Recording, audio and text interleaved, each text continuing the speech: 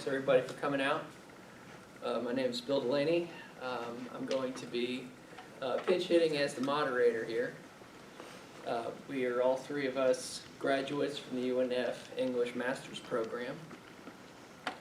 First we have Heather Poulin, served as lead corporate IT communications writer at Blue Cross Blue Shield, where she formerly was an IT content writer, and has served in this position for almost 5 years.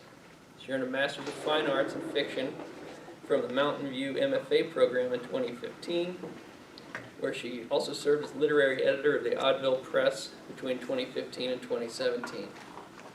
In addition to formerly working in admissions for JU and other colleges, she's taught writing at UNF and New England College. And we have Lisa Meisburg, earned her MA in English from UNF in 2017. After serving as an English teacher at Stanton College Preparatory School for 3 years, she turned to the corporate world, working for 2 international recruitment companies, first Pontoon Solutions and then Randstad Sourceright. In her first job, she worked as internal communications coordinator and then moved into change management, a job I hope she will explain. She currently serves as an enterprise change manager at Randstad Sourceright. And I'm Bill. I got my master's here in English in 2015. I've served in multiple capacities as a marketing coordinator and now marketing director for UNF. I'm currently in the main UNF marketing department, where I'm the director of strategy and project management. I also have like 3 other jobs on top of that. My side pursuits include being a co-owner and publisher for Edible Northeast Florida magazine and the Jackson magazine. And I wrote my first book. It was published last year, Secret Jacksonville, A Guide to the Weird, Wonderful, and Obscure. So thanks everybody for being here. I figure that to kick off, we've got some kind of questions so we can talk about how we all got into the different fields that we're in. So, Lisa, I'll start with you. So, you just tell us a little bit about your career trajectory, what had you lead to where you are now? Yeah, absolutely. So, my bachelor's degree is in education from UNF. Decided I did not want to be an elementary school teacher, so I did the MA program in English here at UNF as well. And at the end of that, I wasn't sure if I wanted to go like academic, teaching, or try to go in the more corporate route, so I just applied for a ton of jobs after graduating, just like applied for everything, and ended up getting a job teaching AP English at Stanton College Prep here in town. And it was great, I loved it. I definitely got that job because I had a master's in English. They were looking for someone to teach the AP courses that had actual English higher level. Okay, yeah, I clearly know how to speak. Like they wanted someone with a master's in English to teach the AP courses. So I did that for a few years and I enjoyed it, but I thought, I want to try something else. I want to see if maybe there's more room for growth somewhere else. And I started reaching out to my whole network. Hey, do you know of any job openings? Like, I can write and I can read really well. Those are 2 things I can do really well. And actually, it was a former classmate from UNF. I just said, hey, I know after graduation we did the MA program together. I said, I know I went the teaching route. You went more the corporate route. I had no idea exactly what she was doing. I was like, I just know you're doing something with your master's that's corporate. I said, do you know of any job openings at your company? And she's like, no, I don't know of anything right now, but I'll keep my ear out. And I didn't really expect her to follow up. We weren't like close friends, but like obviously I didn't even know exactly what she did. But then a couple months later, she said, hey, they're looking for a communications person, and I thought you'd be great at this. And I thought, oh yeah, I can do communications. So I applied, went through like 4 rounds of interviews, but it was really interesting because I didn't know the industry. It's like this niche recruiting, talent solutions industry. I didn't know the industry, but I was like, I know how to write, I know tone, I know how to read something and tell you, is it this tone or is it that tone? I know how to like make sense of documents and things like that. And I just kept selling myself of, I can communicate, I can write, I can, I'm really good at grammar. I mean, that sounds like a funny thing, but they said like, oh, you actually know like the rules of grammar? I was like, yeah, let me add the semicolons, like I know how to do this. And they said, we have a whole marketing department, but nobody really knows grammar. Like, and so they hired me.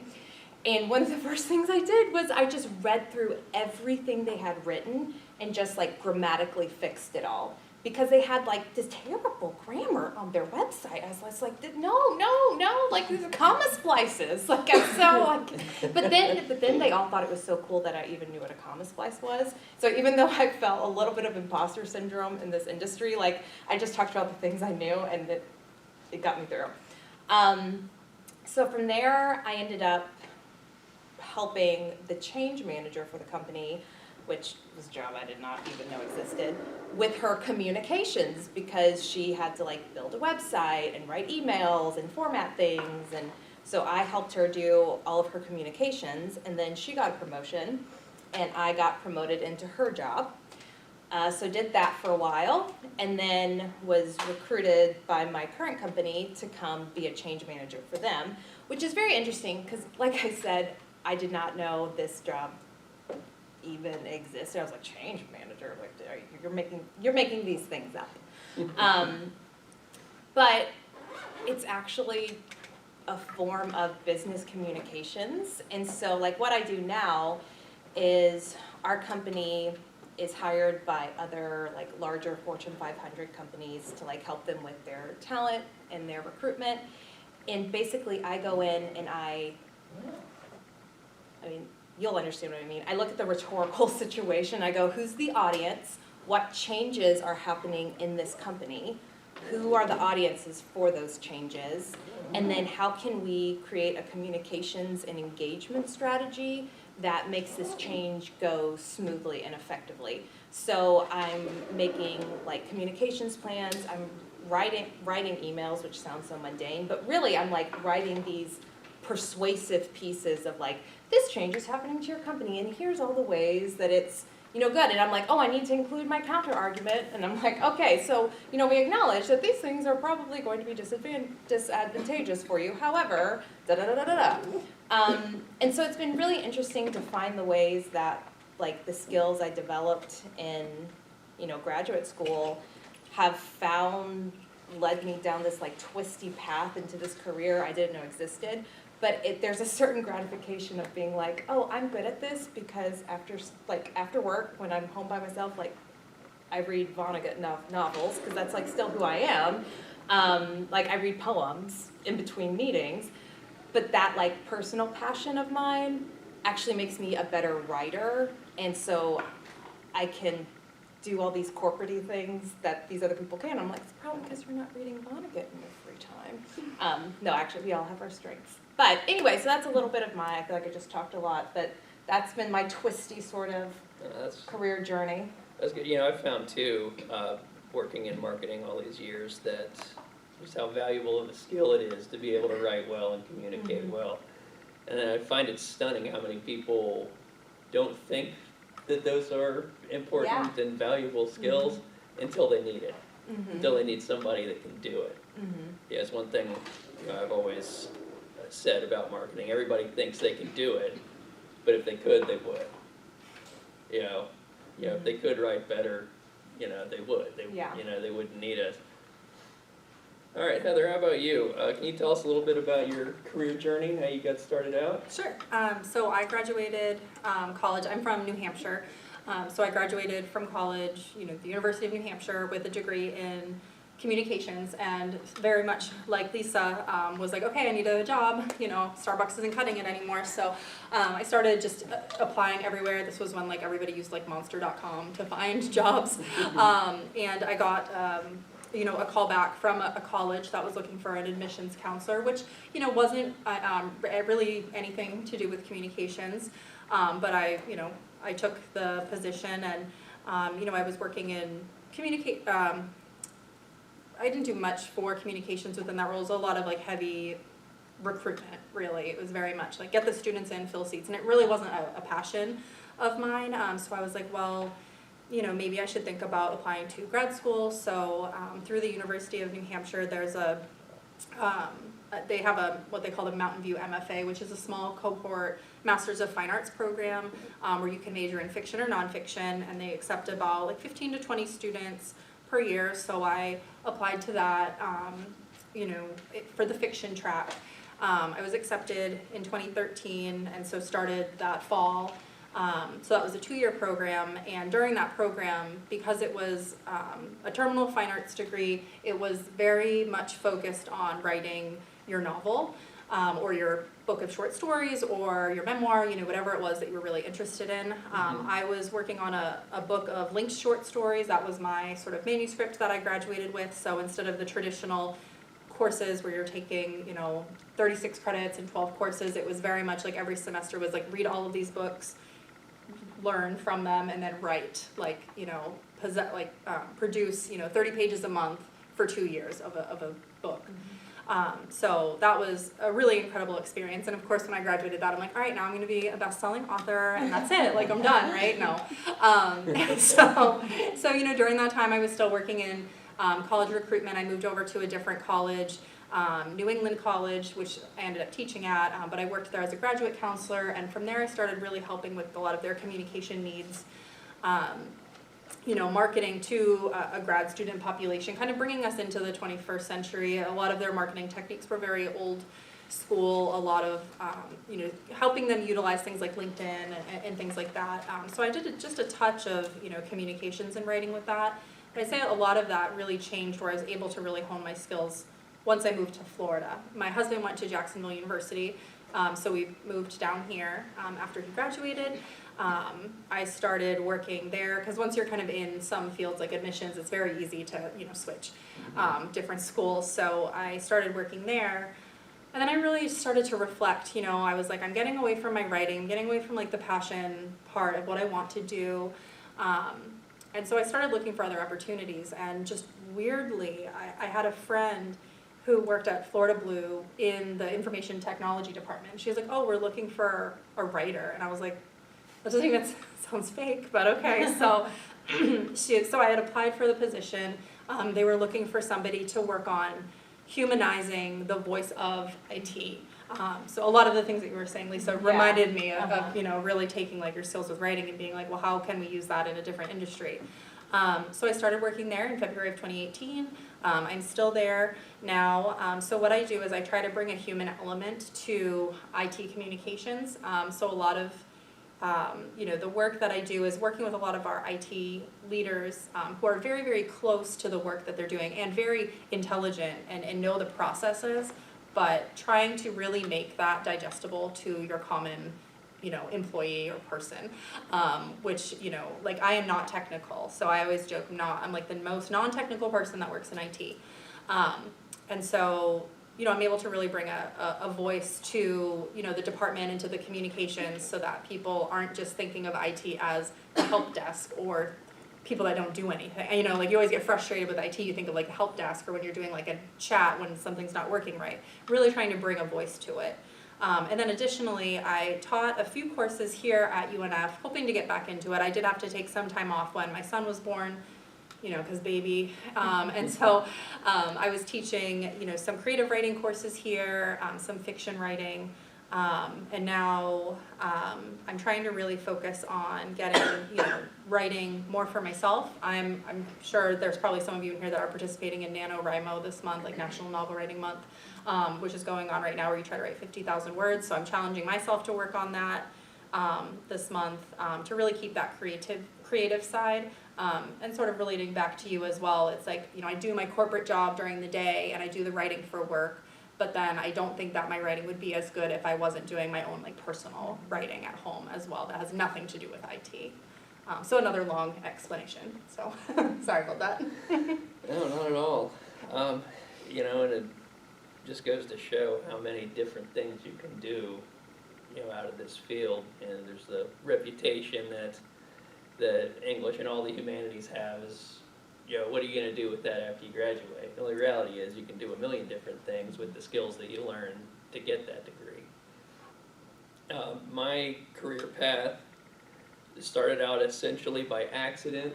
I graduated in December of 2008, which you might remember was the Great Recession. And so jobs were very hard to find. I was having friends getting laid off and losing their homes and all sorts of horrible things. And I was like, I just need to find work somewhere. Unfortunately, I had an in here at UNF because my father was the president. And they had an opening for a job doing data entry over in the enrollment services department. And so for a year and a half, I input paper applications. You just typed out what the paper application said into a computer. But from there, I was kind of in the system, and other opportunities came up. And one day, the vice president of student affairs had some money, and he wanted a position. He needed somebody to help write communications and letters and do the newsletter and everything. And I was like, well, it's one thing I am good at. I was no good at data entry, even after a year and a half, but I was good at writing. So I applied for that and got it. And from there, I just kept, when another opportunity would come along, I would apply for it. At a certain point, it was a great place to be for somebody that kind of wanted to continue education. It helped pay for my master's degree. And from there, I was able to get into kind of management, the more upper level stuff. And ever since then, I've been doing marketing in all different areas of the university, currently in the kind of the main marketing office. But on top of all of that, I always had wanted to be a writer. So in 2015, after I graduated with my master's, I said, well, I want to make a go of it. I didn't think I was probably going to be able to support myself and my wife off of that alone, so I was like, I can just do it, at night. And what I found, I really liked, I tried fiction writing, didn't really go anywhere with that. But another thing I liked to write was finding kind of interesting or weird or unique stories about Jacksonville, things that hadn't really gotten the attention I thought they deserved. But what I found when I was starting was there weren't a lot of publications at the time that were really publishing what I wanted to write. So ultimately, after not having success with that, I just decided, well, there's not a space for that already, let's make one. So I got together with some friends of mine and launched a website that we could just kind of use to write the stories that we wanted to write, and we'd be our own editors and publishers, and and that took off, and that in and of itself led to more opportunities, both for writing and for professional things. So I found one thing, and I'm wondering if y'all had maybe experienced this. Like, I found it was pretty easy to transfer the skills I got from kind of the English background and the writing background into the corporate world, or at least into the office world. But have you found that your work in the corporate world has helped you with your writing and your reading, your interests? It was kind of funny when I started at Florida Blue, which is of course a huge employer, especially in the area. I brought like this skill set of, like you said, like commas and digestible paragraphs and getting rid of jargon, and it was like everybody's like, this is great, like they were just eating it up, and I was like, I'm just doing basic skills, like writing skills. And not to say that people don't aren't good writers, but I think a lot of times, when people are so close to the subject that they want to communicate, they tend to forget that there are other people that aren't going to understand it in the same terms as them. So really being able to, it wasn't a skill set I ever thought. I never thought that I would get a degree, in English and communications and be able to work in an IT field like that. How about you, Lisa? I feel like for me, I think this is answering your question, but what you said about like having your job so that you can pursue your passions. Because on my apathetic corporate days where I'm like, what am I doing with my life. I'm like, I'm ignoring emails. Like, this is not how I imagine things going. You know, and then other days I love my job, so you know, it's a mixed bag. But like on those days, I joke to myself, like, what I want to be doing is I want to be sitting in a field where there's like sheep, because you know I'm still living this like George Eliot Middlemarch fantasy in my mind, and I want to like finally write my memoir, and I want to publish my book of poetry that I've been writing in my, like, what am I doing? Like, I just want to like give expression to this like creative, like humanities side of myself. So those are my bad days. But then on like my better perspective days, I think, you know what, if writing were my sole job, I don't know that I would find the same joy in it, because that would be how I paid my mortgage, and that would be how I fed my child. And so I feel a certain liberation by getting to use these skills that I really have, and like I really do get very excited about copy editing the marketing content sometimes. Like I really find it fun most days. And it's also fun to like kind of be good at something that other people who are also very smart aren't good at. It's like, oh look, I'm smart. Like I really am smart. But then I know like I can pay my bills that way, and then reading and writing, it's something I do for myself, and it's so satisfying. And I'm not sure it would be as satisfying if it also is attached to the pressure of, you know, paying my bills. Yeah, I can say, you know, I would love to be able to support myself entirely off of writing, but just the reality of the gig economy days for writers and all creatives, you're probably going to have a day job anyway. One piece of advice that I consistently give is to try to find something where kind of your personal interests and the job that you do during the day in some way feed each other. Mm-hmm. So if you are a writer, something that's in kind of a more creative field, and there's a lot more things out there than, you know, I mean, you know, I had no idea that some of the jobs that you all described even existed. Mm-hmm. But there's things that you can do that will then, you know, help you not only pay your bills, but kind of sustain your own writing and your own interests. And I found it very, like, I've felt very fortunate, and I think more and more companies are turning this way. Like, more and more you can find these, like, corporate jobs that are very supportive of you having outside of work passions and things that you do outside of work. And so, like, I also teach adjunct here at UNF, and, like, when I was interviewing for my job, I was like, I'm like, what do you do in your free time? Like, oh, I'm an adjunct professor, because like I really love English and writing. I love academia. It's not my main career. Like, this is my career. But they thought it was so cool. Like, they found my LinkedIn. They're like, you're a professor? And I was like, yeah, it's not actually that big of a deal. But that flexibility and that support of like a work-life balance, if you can find a corporate culture, which more and more are going that way, it becomes like a very symbiotic thing. Like, you can have your work life, and then you can have your personal passions, and it becomes very enriching. I would say same thing with where I work at Florida Blue.